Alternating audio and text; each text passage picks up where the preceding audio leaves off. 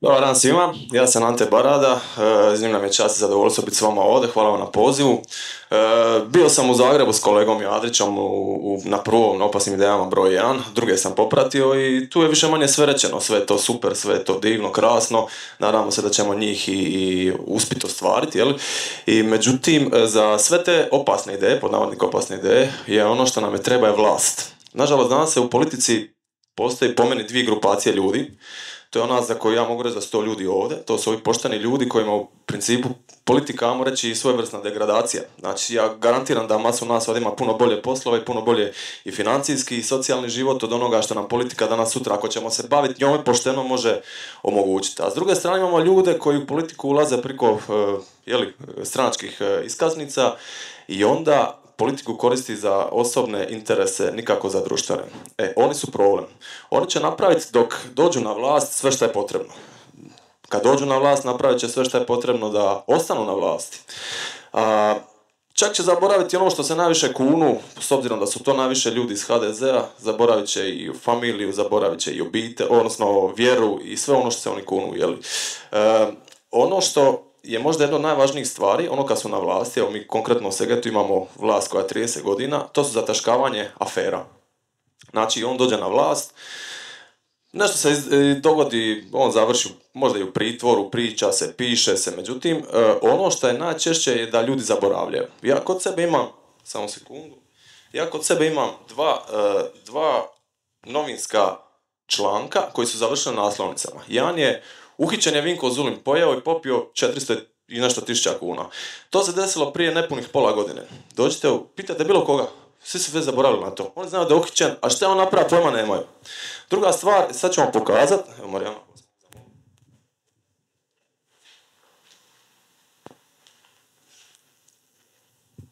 Ono što je završilo u Slobodnoj Dalmaciji, između ostalih, završilo i u ostalim medijima, nešto čega se ja i ekipa iz nezavisne liste Vrime nismo mogli obraniti danima, to je ovo. Ovo je inače ambulanta u općini Seget. Znači, ovdje su se ljudi liječili. Da stvar bude gora, predsjednica povjerenstva za razvoj Zagore živi doslovno ko ova dva zida. Znači, ovdje je ambulanta, ovdje je njena kuća. Ona je ovo gledala svaki dan. Kad smo je pitali kako je ona zadovoljna sa razvojem Zagore, ona je rekla da je super zadovoljna, sve ide savršeno. Od toga ima 1,5 godina, toga se u Segetu više niko živ ne sjeća. Znači, niko nije odgovara za ove stvari i niko živ više to ne spominje. Znači, nebitno. Skoro se nije ni desilo. Ono što je nama bitno, ono što je meni palo na pamet, je ideja, odnosno plan koji ja mogu početi provesti jučer, ako hoću, ne danas, ne sutra. Znači, ja bih rekao da je to nekakav plan gdje ću ja sad oformiti svoju ekipu već sutra. Oformit ću svoju ekipu gdje ćemo mi napraviti svoj web. Na tom webu ćemo staviti likove iz politike trenutne, na regionalnoj politici, na mikrolokacijama, šta već, gdje ćemo staviti njih i njihove afere. I da stvar bude zanimljivija svima, ljudi će moći glasovati za te njihove afere, da se te afere više nikad ne zaborave. Znači, to je isto kao da kupujete auto na oglasniku, ne znam, uđeš na oglasnik, vidiš tamo, ne znam, Alfa Romeo, Passat, ona mi je dobra specifikacija, ti isto tako ćete moći ući na našu tu stranicu i vidjet ćete, ne znam, Vinko Zulim pojeo, popio, ovaj udario ženu, ovaj udario dijete auto pa pobjegao i tako dalje i tako dalje. I to je ono što je ključ, što će ljude natjerati da oni gledaju za koja će glasati sljedeći put. Ja sam već sastavio tu određenu listu od 10 kandidata koje ćemo mi odmah staviti, pa ćete vi nama reći danas, sutra, da li se slažete s time. Znači, na 10. mjestu je Joško Roščić iz HDZ-a, načelnik općine Baška Voda. Njegovo najveće postignuće je pogodovanje malverzacije sa zemljištima. 9. mjesto Tomislav Bulić, HDZ, gradonačelnik Benkovca. Njegovo postignuće je kupio stol za oko 22.500 eura po sistemu ima se, može se. 8. mjesto Branko Kutija, HDZ, naravno, bivši gradonačelnik Benkovca. Njegovo postignuće je uspio dobiti čak i sudsko priznanje da je nezakonito uhljebljen u županijskoj tvrtki i uz to da je u toj tvrtki došao na mjesto direktora. 7. mjesto je Đuro Anđelković, HDZ, načelnik općine Davor. Njegovo postignuće je udario ženu automobilom i pobjegao s mjesta nesreće. 6. mjesto Anđelko Topolovec, bivši član HNS-a stranke Milan Bandić 365, sada je nezavisni načelnik općine Radoboj. Njegovo postignuće kao načelnik je ugovarao poslove s tvrtkom koja ima sjedište u stanu njegova sina, a raskošno imanje s kućom, bazenom i sjenicom prijavio kao klet od 26.000 eura. 5. mjesto Ante Župan, HDZ.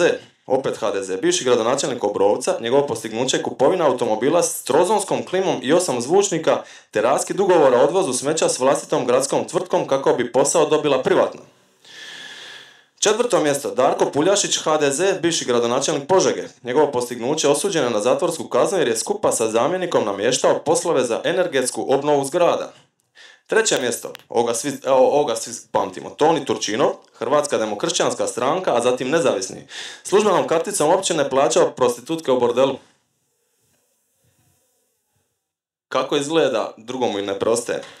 2. mjesto, Damir Dekanić, HDZ, župan Vukovarsko-srijemski. Postignuće pobjegao s mjesta nesreće, počinjen je u alkoholiziranom stanju, duže vrijeme zataškavao nesreću uz pomoć policijskih službenika.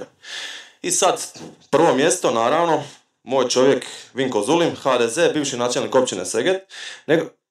Preko veze, da. Njegovo postignuće, saborski zastupnik koji se uspio ne javiti ni jednom za riječ, pa su sve njegove saborske replike koje su dospjele u javnost one iz saborskog kafića, ali zato za janjetinu ima samo riječi hvale i plaćao sredstvima općinskog proračuna, dok mu je desna ruka bio sadašnji načelnik općine, čije ime nećemo besplatno reklamirati, jer postoje velike šanse da se on sam plasira na top listu, budući da je u zadnjem općinskom proračunu predvidio sredstva za stavke grada Bjelovara, za što su dva nadležna ministarstva pokazala visoko razumijevanje.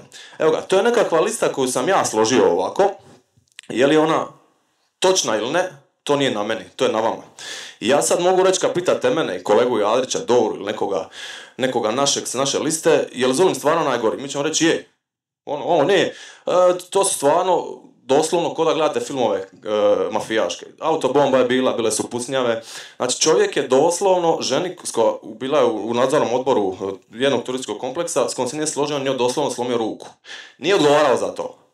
A ja danas kažem nekome nešto, mogu odgovarati za bilo šta. Evo, i sad, kad mi stavimo to i kažemo, Vinko Zulim na prvom mjestu, može se javiti neko iz neke druge općine Slavonije i kaže, šta vi barada priča, pa nećete toga Vinka Zulima. Evo naš je gori, on je napravio to i onda ga stavimo.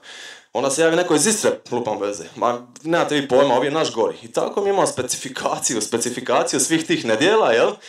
I šta se događa? Ono što je neminovno se događa to da, evo ja ću osobno skupljati sve te ljude. Na nacionalnoj razini ću skupljati sve te ljude. Ja imam i viška i vremena, nažalost. Imam i volju, mislim, uvijek se mogu spojiti ugodno s koristim doma grintaju kad ja sidnem vikenda na motor pa me nema 2 dana, jel? A ovako ću reći, ja sam na misiji, idem riješiti kojega HDZ-ovca. Ovako, znači mi ono što ćemo napraviti je skupit ćemo tu ekipu, grupirat ćemo se, pokazat ćemo da smo jaki, da nas ima i na sljedećim izborima, koji god da oni budu, ćemo pobijediti HDZ, odnosno sve ove krezube krkane, kako mi znamo reći na izborima. Ovo nam je možda i izvrsna, ne možda nego sigurno izvrsna prilika, zato što sad ulazimo u ciklus od, znači, izbore za Europski parlament, parlamentarni izbori, predsjednički izbori i za 2 godine su na lokalni izbori. Stoga, ja garantiram, evo, ja ću krenuti sa svom ekipom već danas, sutra, napravit ćemo taj web, pozivam sve da glasate za krkane, pa ćemo vidjeti na kraju godine možda budemo davali nagradu nekom od glasača, šta ja znam, evo, ko je najviše puta glasa, ko je i tako, pa ćemo možda dati nekakvu nagradu, možda i tome krkanu, možda i nekome od vas koji ste birali i to je u principu to. Eto ga, to je nekakva moja ideja koju možemo početi provoditi u djelo već danas. Nadam se da ćete sudjelovati na tom našem webu, bit ćete obavješteni kad će to krenuti i da ćemo pobijediti na sljedećim izborima, koga god. Hvala vam lijepo.